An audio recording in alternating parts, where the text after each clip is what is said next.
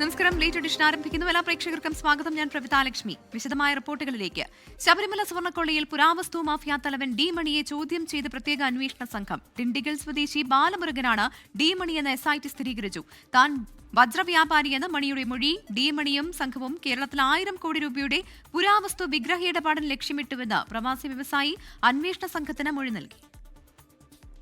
സ്വർണം ഉരുക്കിയെടുക്കുന്നതിനേക്കാൾ വലിയ വിഗ്രഹക്കടത്ത് ശബരിമലയിലും അനുബന്ധ ക്ഷേത്രങ്ങളിലും നടന്നുവെന്നായിരുന്നു രമേശ് ചെന്നിത്തല സൂചിപ്പിച്ച മലയാളിയായ പ്രവാസി വ്യവസായി അന്വേഷണ സംഘത്തിന് മൊഴി നൽകിയത്. 2019-2020 കാലങ്ങളിലായി 4 പഞ്ചലോഹ വിഗ്രഹങ്ങൾ രാജ്യാന്തര പുരാവസ്തു കടത്ത് സംഘത്തിന് വിറ്റുവെന്നും ഡി മണി എന്ന പേരിൽ അറിയപ്പെടുന്ന ചെന്നൈക്കാരനാണ് വിഗ്രഹങ്ങൾ വാങ്ങിയതെന്നും മൊഴി നൽകിയിരുന്നു. പിന്നാലെയാണ് ചെന്നൈ കേന്ദ്രീകരിച്ച് അന്വേഷണം നടത്തി ഡി മണി ആരാണെന്ന് കണ്ടെത്തിയത്. ഇയാൾ ഡിണ്ടിഗൽ സ്വദേശി ബാലമുരുകനാണെന്നും വജ്രവ്യാപാരം നടത്തുന്നതിനാണ് ഡയമണ്ട് മണി എന്ന പേര് വന്നതെന്നും അന്വേഷണ സംഘം സ്ഥിരീകരിച്ചു. ഡി മണിയും സംഘവും കേരളത്തിൽ ലക്ഷ്യമിട്ടത് 1000 കോടിയുടെ പുരാവസ്തു വിഗ്രഹ ഇടപാടാണെന്നും പ്രവാസി വ്യവസായി മൊഴി നൽകിയിട്ടുണ്ട്. ശബരിമല കൂടാതെ പത്മനാഭസ്വാമി ക്ഷേത്രത്തിലും കണ്ണുവച്ചെങ്കിലും ഇടപാട് മുടങ്ങി. N വാസു തിരുവിതാംകൂർ ദേവസ്വം ബോർഡ് പ്രസിഡന്റായിരിക്കെ ക്ഷേത്രങ്ങളിലെ പുരാവസ്തുക്കൾ ലേലം ചെയ്യാൻ നീക്കം നടത്തിയെന്ന മുൻ പ്രതിപക്ഷ നേതാവ് രമേശ് ചെന്നിത്തലയുടെ ആരോപണം. കേരളത്തിൽ വാസു പ്രസിഡന്റ് ആയിരിക്കുന്ന കാലത്താണ് കേരളത്തിലെ ക്ഷേത്രങ്ങളിലെ പുരാവസ്തുക്കൾ മുഴുവൻ ലേലം ചെയ്യാൻ തീരുമാനിച്ചു. അന്ന് അതിനെ ഏറ്റവും ശക്തമായി ഞാൻ പ്രതിപക്ഷ നേതാവ് എന്നുള്ളതിൽ സഭയ്ക്കകത്തും പുറത്തും എതിർത്തു.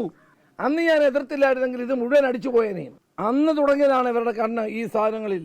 അതേസമയം ഇന്നും ജയിലിലെത്തിയ അന്വേഷണ സംഘം ഉണ്ണികൃഷ്ണൻ പോറ്റിയെയും സുധീഷ് കുമാറിനെയും ചോദ്യം ചെയ്തു. സംസ്ഥാനത്തിന് പുറത്തു നടക്കുന്ന നിർണായക നീക്കത്തിനിടെയാണ് അന്വേഷണ സംഘത്തലവൻ SP ശശിധരൻ നേരിട്ടെത്തി ചോദ്യം ചെയ്തത്. കേസിൽ മുൻ ദേവസ്വം ബോർഡ് അംഗങ്ങളായിരുന്ന KP ശങ്കർദാസ്, N വിജയകുമാർ എന്നിവരെ നാളെ ചോദ്യം ചെയ്യും. 24 തിരുവനന്തപുരം. ശബരിമല സ്വർണ്ണക്കൊള്ളക്കേസ് പ്രതി ഉണ്ണികൃഷ്ണൻ പോറ്റി സോണിയാഗാന്ധിയെ കണ്ടതിൽ വ്യക്തത വരുത്താതെ കോൺഗ്രസ് നേതാക്കൾ. ഉണ്ണികൃഷ്ണൻ പോറ്റി ആവശ്യപ്പെട്ടതനുസരിച്ചാണ് സോണിയാഗാന്ധിയെ കാണാൻ ഒപ്പം പോയതെന്ന് UDF convener Adoor Prakash MP പ്രതികരണം. ഉണ്ണികൃഷ്ണൻ പോറ്റിയെ സോണിയാഗാന്ധിയുടെ അടുത്ത് എത്തിച്ചവർക്കാണ് ഉത്തരവാദിത്തമെന്ന് മുൻ പ്രതിപക്ഷ നേതാവ് രമേശ് ചെന്നിത്തല പറഞ്ഞു.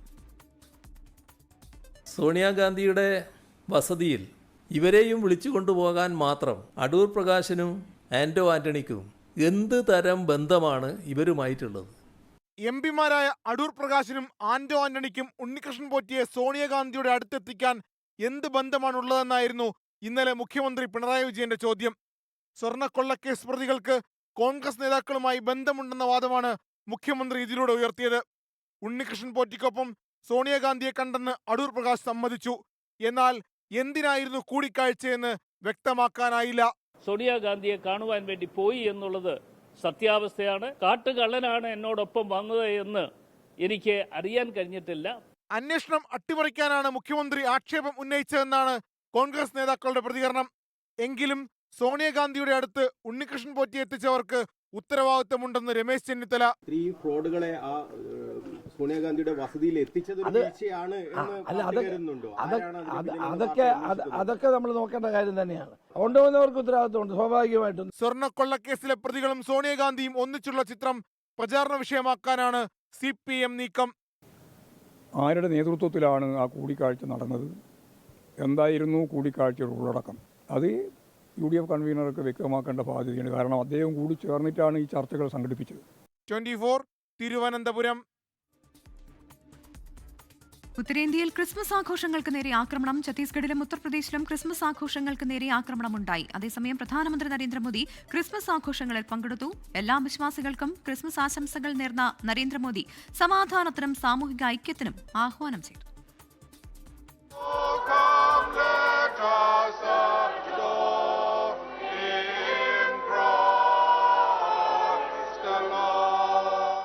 ചർച്ച് ഓഫ് നോർത്ത് ഇന്ത്യ ആസ്ഥാനമായ കത്തീഡ്രൽ ചർച്ച് ഓഫ് റിഡംപ്ഷനിലെ ആഘോഷങ്ങളിലാണ് പ്രധാനമന്ത്രി പങ്കെടുത്തത്. രാവിലെ 8:30 ദേവാലയത്തിലെത്തിയ പ്രധാനമന്ത്രിക്കായി Delhi bishop doctor Paul Swaroop പ്രത്യേക പ്രാർത്ഥന നടത്തി. അരമണിക്കൂർ ദേവാലയത്തിൽ ചെലവഴിച്ച ശേഷമാണ് പ്രധാനമന്ത്രി മടങ്ങിയത്.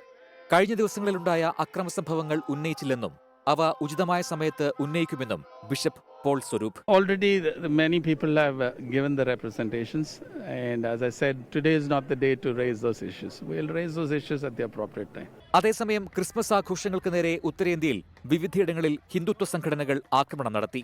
ഛത്തീസ്ഗഡിലെ റായ്പൂരിൽ സർവ്വ ഹിന്ദു സമാജ് എന്ന ഹിന്ദുത്വ സംഘടനയുടെ പ്രവർത്തകർ അലങ്കാരങ്ങളും സാന്താക്ലോസിന്റെ രൂപവും അടിച്ചു തകർത്തു. മതപരിവർത്തനം ആരോപിച്ച് സർവ്വഹിന്ദു സമാജ് പ്രഖ്യാപിച്ച ഛത്തീസ്ഗഡ് ബന്ദിനിടെയാണ് ആക്രമണം. ഉത്തർപ്രദേശിലെ ബറേലി കന്റോൺമെന്റ് ഏരിയയിലെ പള്ളിക്ക് മുന്നിൽ ക്രിസ്മസ് ആഘോഷങ്ങൾ നടക്കുന്നതിനിടെ ബജ്രംഗ് ദൾ VHP പ്രവർത്തകർ ഹനുമാൻ ചാലിസ ചൊല്ലി പ്രകോപനം സൃഷ്ടിച്ചു.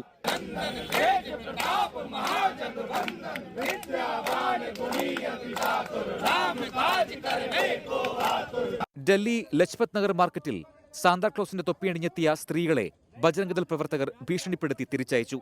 ആക്രമണങ്ങളിൽ BJP സംസ്ഥാന അധ്യക്ഷൻ രാജീവ് ചന്ദ്രശേഖറിന്റെ പ്രതികരണം ഇങ്ങനെ: 1.4 ബില്യൺ ഇന്ത്യൻസിലുള്ള ഈ രാജ്യത്തിൽ ചില കാര്യങ്ങളെല്ലാം നടക്കും, ചില വട്ടുള്ള ആൾക്കാരും ഉണ്ടാവും, ചിലർ തെറ്റെല്ലാം ചെയ്യും. അതെല്ലാം ഞങ്ങളുടെ തലയിൽ വെച്ച് കെട്ടിവെക്കുന്ന ഒരു പോളിറ്റിക്സ് ചെയ്യുന്നത് കോൺഗ്രസും CPM അല്ലേ. 24 ഡൽഹി. ആലപ്പുഴ ചാരുമൂട്ടിൽ ക്ലബ്ബുകളുടെ കാരൽ സംഘങ്ങൾ ഏറ്റുമുട്ടി. സ്ത്രീകളും കുട്ടികളും ഉൾപ്പെടെ നിരവധി പേർക്ക് പരുക്കേറ്റു. 12 പേരെ പോലീസ് കസ്റ്റഡിയിലെടുത്തു.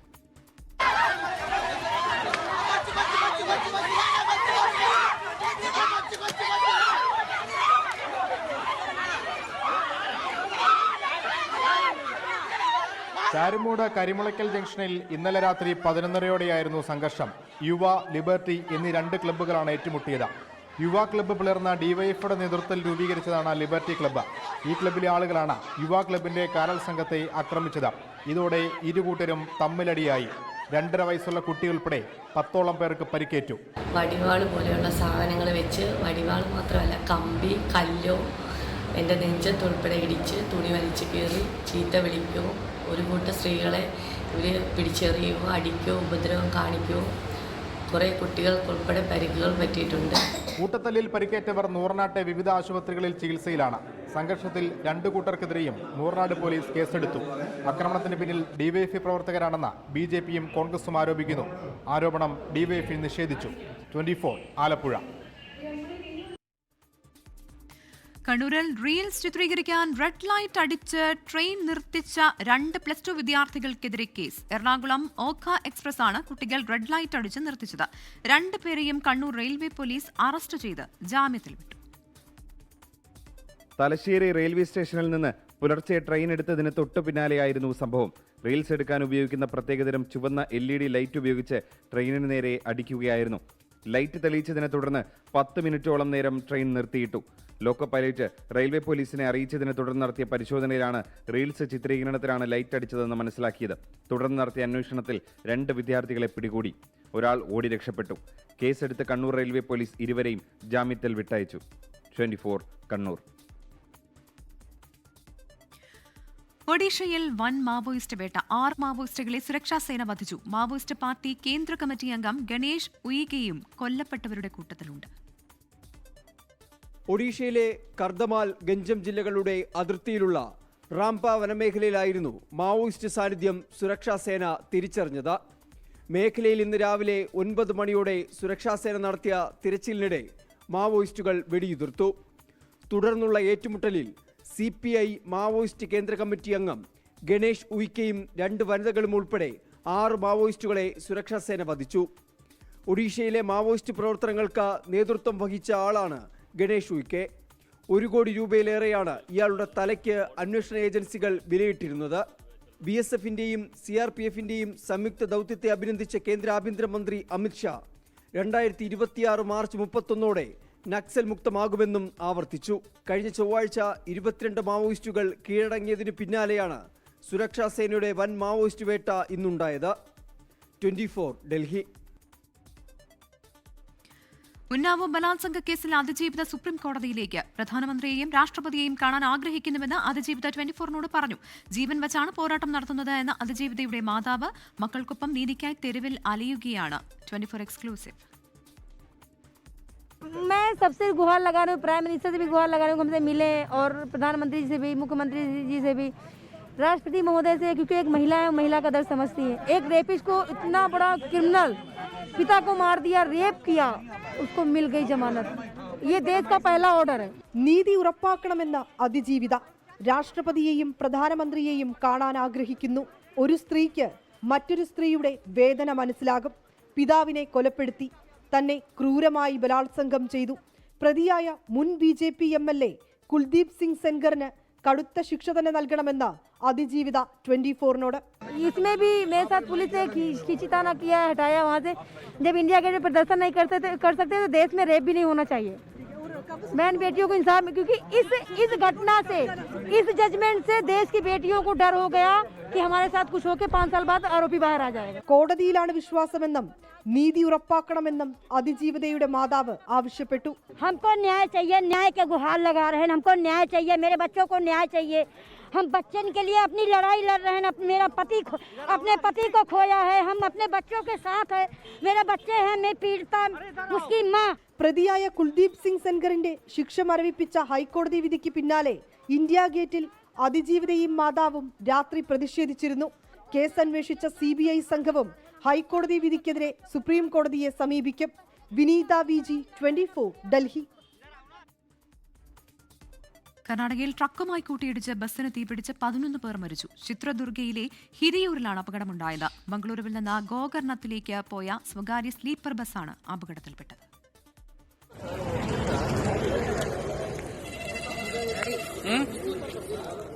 ഇന്ന് പുലർച്ചെ 2 മണിയോടെയാണ് അപകടം. ഡിവൈഡറിലിടിച്ച് നിയന്ത്രണം വിട്ട ട്രക്ക് ബസ്സിൽ ഇടിക്കുകയായിരുന്നു. തുടർന്നാണ് തീപിടിച്ചത്. 11 പേരും ബസ്സിനകത്ത് തന്നെ മരിച്ചു. പൊള്ളലേറ്റ് ചികിത്സയിലുള്ള പലരുടെയും നില ഗുരുതരമാണ്. 32 പേരാണ് ബസ്സിലുണ്ടായിരുന്നത്.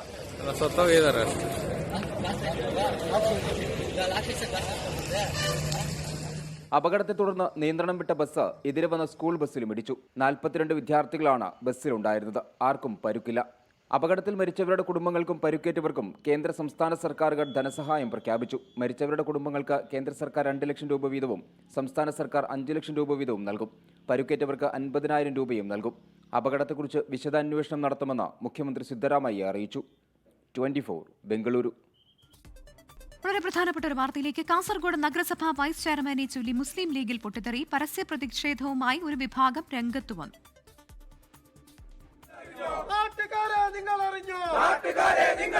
കാസർഗോഡ് നഗരസഭയിൽ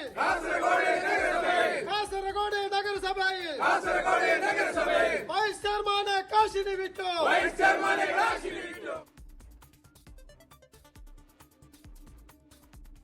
വിവരങ്ങളുമായി അരുൺ പാറയ്ക്കൽ ചേരുന്നുണ്ട്. കാസർഗോഡ് നിന്ന് അരുൺ, KM ഹനീഫയെ ചെയർപേഴ്സൺ സ്ഥാനാർത്ഥിയാക്കിയതിന് പിന്നാലെയാണല്ലോ ഈ പ്രതിഷേധമുണ്ടായിരിക്കുന്നത്. എന്തൊക്കെ ആരോപണമാണ് ഇവർ ഉന്നയിക്കുന്നത്?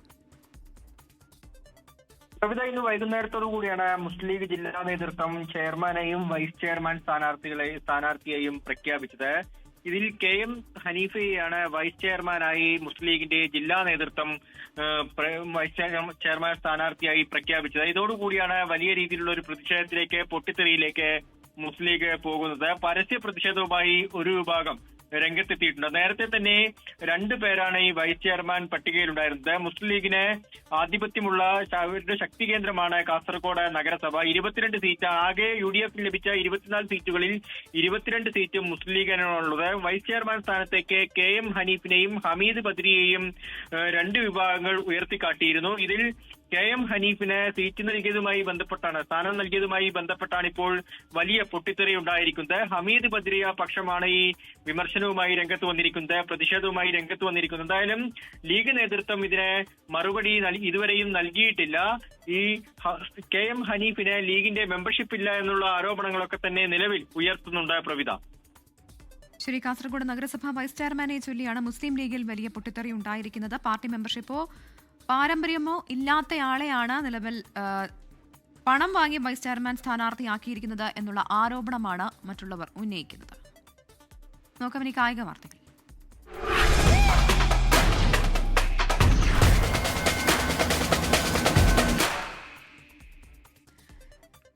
തിരുവനന്തപുരം കാര്യവട്ടത്തെ ഇന്ത്യ ശ്രീലങ്ക വനിതാ 2020 മത്സരങ്ങൾക്കായി റൺ ഒഴുകുന്ന പിച്ചാണ് ഒരുക്കിയത് എന്ന് KCA ക്യൂറേറ്റർ ബിജു. ഇന്ത്യയാണ് ആദ്യം ബാറ്റ് ചെയ്യുന്നത് എങ്കിൽ 200-ന് മുകളിൽ സ്കോർ പ്രതീക്ഷിക്കാം. ജനുവരിയിലെ ഇന്ത്യ ന്യൂസിലൻഡ് പുരുഷ 2020 മത്സരം കൂടി മുന്നിൽ കണ്ടാണ് പിച്ചൊരുക്കിയത് എന്നും ബിജു 24-നോട് പറഞ്ഞു.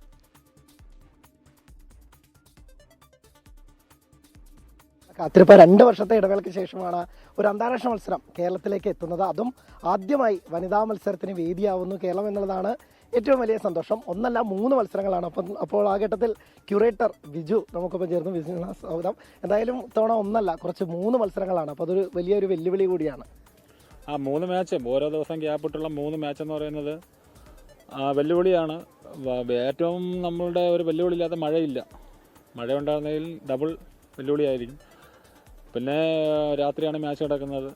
അപ്പോൾ ഇന്ത്യ ഫസ്റ്റ് ബാറ്റ് ചെയ്യണം എന്നുള്ളൊരു ആഗ്രഹമാണ് എനിക്ക്. ഒരു പുരുഷ ക്രിക്കറ്റിനേക്കാൾ എന്താണ് ഒരു വനിതാ ക്രിക്കറ്റിലേക്ക് ഒരുങ്ങുമ്പോൾ പിച്ചൊരുക്കുന്നതിൽ കൂടുതൽ ശ്രദ്ധിക്കുക എന്നുള്ളതാണ്? പുരുഷ ക്രിക്കറ്റിനേക്കാളും കുറച്ചുകൂടി ബൗൺസും ഒക്കെ വിമൻസ് ക്രിക്കറ്റിന് വേണം. അതായത് പുരുഷ ക്രിക്കറ്റിന് ഒരു ഷോൾഡറുണ്ട്, ഷോൾഡറിന് കുറച്ച് പവറുണ്ട്. ഇപ്പോൾ വിമൻസ് ആകുമ്പം ആ പവർ കുറച്ച് മെൻസിൻ്റെ അത്ര ഒരു പവർ വരില്ല. അപ്പോൾ പിച്ചിൽ നിന്നൊരു ഹെൽപ്പ് ബൗളേഴ്സിന് കിട്ടണം. അത് കണക്ക് അവർ എറിഞ്ഞാലേ ബാറ്റിലോട്ട് ബോൾ വരികയുള്ളൂ. ആ ഒരു രീതിയിലാണ് വിക്കറ്റ് റെഡിയായിക്കൊണ്ടിരിക്കുന്നത്. എന്തായാലും ഇന്ത്യയാണ് ഫസ്റ്റ് ബാറ്റ് ചെയ്യുമ്പോൾ നമുക്ക് എത്ര സ്കോർ പ്രഡിക്റ്റ് ചെയ്യാം? എത്തരത്തിലുള്ള ഒരു പിച്ചായിരിക്കും ഉണ്ടാവുക? ഇന്ത്യ ബാറ്റ് ചെയ്യുകയാണെങ്കിൽ റൺസ് പെർ ഓവർ ഒരു 10 ഞാൻ പ്രതീക്ഷിക്കുന്നുണ്ട്. 200+ വരണം ഇന്ത്യ ബാറ്റ് ചെയ്യുമ്പോഴേ. സത്യം പറഞ്ഞാൽ അതൊരു ടീസറാണെന്ന് പറഞ്ഞാൽ തെറ്റില്ല പറയേണ്ടി വരും. കാരണം വെച്ചാൽ ഈ 3 മത്സരങ്ങൾ കഴിഞ്ഞാൽ തൊട്ട് തന്നെ നമുക്ക് ഇന്ത്യ ന്യൂസിലാൻഡ് മത്സരം 2020 വരാനിരിക്കുന്നുണ്ട്. അപ്പോൾ അതിൻ്റെ ഒരു പ്രിപ്പറേഷൻ അല്ലെങ്കിൽ ഒരു കർട്ടൻ റൈസർ എന്ന് വേണമെങ്കിൽ പറയാം. അതാണ് ഞാൻ ആ മാച്ച് മുന്നിൽ കണ്ടുകൊണ്ടാണ് ഇതിനു വേണ്ടി വർക്ക് ചെയ്യുന്നത്. ഈ പ്രതീക്ഷയിലാണ് വിജുവണ്ണനുള്ളത്. അതായത് ഏറ്റവും നല്ല രീതിയിൽ തന്നെ ഈ മത്സരങ്ങൾ 3 മത്സരങ്ങളുണ്ട്. ഒരുപക്ഷെ കേരളത്തിന് ഒരു ക്രിസ്മസ് ന്യൂ ഇയർ സമ്മാനമായി തന്നെ മാറുകയാണ് ഈ 3 മത്സരങ്ങൾ. അപ്പോൾ എന്തായാലും ഗംഭീരമാവട്ടെ എന്ന് തന്നെയാണ് നമുക്കും പ്രതീക്ഷിക്കുന്നത്. ക്യൂറേറ്റർ ബിജുവും വലിയ പ്രതീക്ഷയിലാണ് പിച്ചിൻ്റെ കാര്യത്തിലും. റണ്ണൊഴുകുന്ന പിച്ച് തന്നെയാണ് ഒരുക്കിയിരിക്കുന്നതെന്നാണ് ബിജു പറയുന്നത്. തിരുവനന്തപുരത്ത് നിന്ന് അനിൽ വാസുദേവ്, 24. ഇനി ശബരിമല വിശേഷങ്ങൾ. ശരണം Sannidhanam co powered by Ramesh RG നല്ലെണ്ണ. ആർജിക്കാം നല്ലൊരു പ്രാർത്ഥനാശീലം. കളർ മങ്ങാത്ത വൃത്തി. Lake roll car shampoo. തരിതരിയായ GRB നെയ്. പ്യുവറാണ്, അത് ഷുവറാണ്. Co sponsored by BLM, Kerala, Tamil Nadu, Pondicherry. ശബരിമലയിൽ തീർത്ഥാടകരുടെ തിരക്ക് തുടരുന്നു. മണ്ഡലപൂജയോടനുബന്ധിച്ച് അയ്യപ്പന് ചാർത്താനുള്ള തങ്കിയങ്കിയും വഹിച്ചുള്ള ഘോഷയാത്ര നാളെ വൈകിട്ട് സന്നിധാനത്തെത്തും. തങ്കിയങ്കി ചാർത്തിയുള്ള ദീപാരാധനയും നാളെ നടക്കും. മറ്റന്നാൾ രാവിലെ 10, 10, 11, 30 മധ്യേയാണ് മണ്ഡലപൂജ. വാർത്തകൾ തുടരുന്നു. ക്രിസ്മസ് വിശേഷങ്ങൾ പങ്കുവച്ച് പ്രേക്ഷകരുടെ പ്രിയപ്പെട്ട താരം നോബി മാർക്കോസ്. ആട് 3 ഷൂട്ടിംഗ് പുരോഗമിക്കുന്നതായി നോബി പറഞ്ഞു. റിലീസായ ദിലീപ് ചിത്രം പ്രേക്ഷകർ ഏറ്റെടുത്തുവെന്നും നോബി 24നോട് പറഞ്ഞു. ക്രിസ്മസ് വിശേഷങ്ങൾ പങ്കുവയ്ക്കുവാൻ മലയാളത്തിന്റെ പ്രിയപ്പെട്ട താരം നോബിച്ചേട്ടൻ നമ്മളോടൊപ്പം ചേരുകയാണ്. ചേട്ടാ, ഹാപ്പി ക്രിസ്മസ്. വരാൻ പോകുന്ന പുതുവത്സരത്തിന് ഒരു ആശംസ കൂടി. ഒരുപാട് സന്തോഷം. 24 ന്യൂസിലെ എല്ലാ പ്രിയപ്പെട്ടവർക്കും ഹൃദയം നിറഞ്ഞ പുതുവത്സര ആശംസകളും ക്രിസ്മസ് ആശംസകളും നേരെയാണ്. ഒരുപാട് സന്തോഷം. എങ്ങനെയുണ്ടായിരുന്നു ഇത്തവണത്തെ ക്രിസ്മസ്? ക്രിസ്മസ് വന്നിട്ട് 2 വർഷം സെലിബ്രേഷൻ ഒന്നും ഇല്ലായിരുന്നു. അമ്മ മരണപ്പെട്ട് 2 വർഷമായി. അപ്പോൾ കഴിഞ്ഞ വർഷം ക്രിസ്മസ് ഇല്ലായിരുന്നു, അതിന് മുമ്പിലത്തെ വർഷം ഇല്ലായിരുന്നു.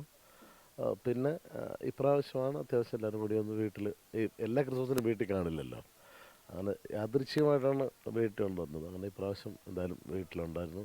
അതിലൊരുപാട് സന്തോഷം. ഈ പുതിയ സിനിമ ഇറങ്ങി ദിലീപേട്ടനോടൊപ്പം, ഇപ്പോൾ എന്താണ് ആ സിനിമയുടെ ഒരു തിരക്കിലൊക്കെ ആയിരിക്കും, സിനിമയ്ക്ക് ശേഷമുള്ള തിരക്കിലൊക്കെ ആയിരിക്കും? സിനിമ ഇപ്പം ഷൂട്ട് നടന്നുകൊണ്ടിരിക്കുന്നത് ആട് 3യുടെ ഷൂട്ടാണ്. അപ്പം ഒരു ഇതുണ്ടായിരുന്നു, കാര്യം ക്രിസ്മസിന് ഷൂട്ടിംഗ് ആവണമെന്നുള്ളൊരു ഇതായിരുന്നു എല്ലാവർക്കും. പക്ഷേ എന്തോ ഷെഡ്യൂളായിട്ട് ന്യൂ ഇയർ കഴിഞ്ഞിട്ട് സ്റ്റാർട്ട് ചെയ്യും ഷൂട്ട്. പക്ഷേ ഒരുപാട് സന്തോഷം, കാര്യം ഈ ക്രിസ്മസ് ദിനത്തിൽ ബബ്ബ എന്ന് പറയുന്ന സിനിമ ഗംഭീര അഭിപ്രായമായിട്ട് മുന്നോട്ട് വന്നു. അത്രയും വലിയ ചിത്രത്തിൽ ഭാഗമാകാൻ പറ്റിയത് വലിയ സന്തോഷം. അതിന് അവസരമൊരുക്കി തന്ന പ്രിയപ്പെട്ട അതിൻ്റെ ധനഞ്ജയൻ ഡയറക്ടർ, അദ്ദേഹത്തിൻ്റെ പുതിയ ചിത്രമാണ്. പിന്നെ ഒപ്പം ദിലീപേട്ടനും ലാലേട്ടനും എന്ന വലിയൊരു താരനിരയുള്ള ചിത്രം, വിനീത് ശ്രീനിവാസൻ, ധ്യാന് ഒക്കെ ഉള്ളൊരു ചിത്രത്തിൽ ഒരു ഭാഗം ആവാൻ പറ്റി. ഒരുപാട് സന്തോഷം. കാര്യം ഗംഭീര കളക്ഷനായിട്ട് മുന്നോട്ട് പോവുകയാണ്. കാണാത്തവരുണ്ടെങ്കിൽ മാക്സിമം തിയേറ്ററിൽ എക്സ്പീരിയൻസ് ആണ് ആ പടം. ആ കൈയടിയും ബഹളവും അങ്ങനെ പോയിരുന്ന് കാണണം, എന്നാലേ നമുക്കിതിൻ്റെ എക്സ്പീരിയൻസ് ചെയ്യാൻ പറ്റത്തുള്ളൂ. അപ്പോൾ മാക്സിമം എല്ലാവരും തിയേറ്ററിൽ കാണാത്തവർ ഈ ക്രിസ്മസും ന്യൂ ഇയറിൻ്റെ ആ സമയത്ത് തിയേറ്ററിൽ പോയി കാണുക. ഗംഭീര സിനിമ, എന്തോ എൻ്റർടൈൻ ചെയ്ത് നമുക്ക് കാണാം കുറച്ച് നേരം. ഈ സിനിമാ തിരക്കുകളുടെ ഇടയിലേക്കൊക്കെ പോകുമ്പോൾ കുടുംബത്തെ മിസ് ചെയ്യാറുണ്ടോ? ഞാൻ ഷൂട്ടിന് പോയാലും മാക്സിമം 1 ദിവസം 2 ദിവസം കിട്ടിക്കഴിഞ്ഞാൽ അപ്പം തിരിച്ച് വീട്ടിൽ വരും. അങ്ങനെ ഉള്ള ഒരാളാണ്. കാര്യം ഇപ്പോൾ ഈ ആട് പാലക്കാടായിരുന്നു ഷൂട്ട്, അത് കഴിഞ്ഞിട്ട് തൊടുപുഴയാണ്. അപ്പോൾ ചില ദിവസം 2 ദിവസം ഷൂട്ട് കഴിഞ്ഞ് പിന്നെ 3 ദിവസം 2 ദിവസം ഗ്യാപ്പ് കാണും. അപ്പം തന്നെ ഞാൻ പെട്ടെന്ന് എത്തും, വീട്ടിൽ എത്തി. കാര്യം വല്ലപ്പോഴൊക്കെയാണ് അവരൊക്കെ കാണുന്നത്. എന്തായാലും തിരക്കുള്ള സിനിമാ താരമാണ്, ഇനിയും തിരക്കിലേക്ക് പോകട്ടെ. എല്ലാവിധ ആശംസകളും. ഒരുപാട് സന്തോഷം. അപ്പോൾ എനിക്ക് മാത്രമല്ല എല്ലാ പ്രിയപ്പെട്ടവർക്കും 2026 ഗംഭീര വർഷമാവട്ടെ.